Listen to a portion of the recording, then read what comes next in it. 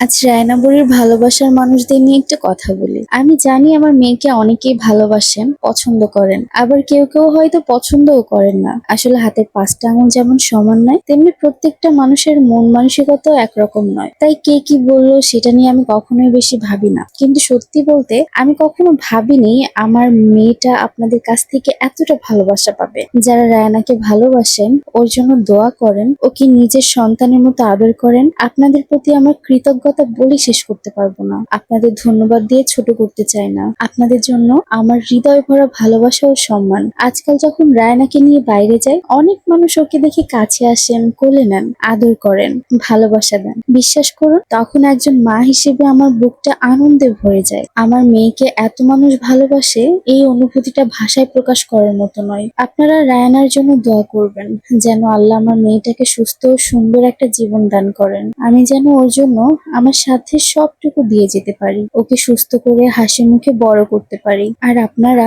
এভাবে আমার রায়না বুড়িকে ভালোবাসা দিয়ে যাবেন। আপনাদের এই ভালোবাসা একজন মায়ের জন্য অনেক বড় পাওয়া।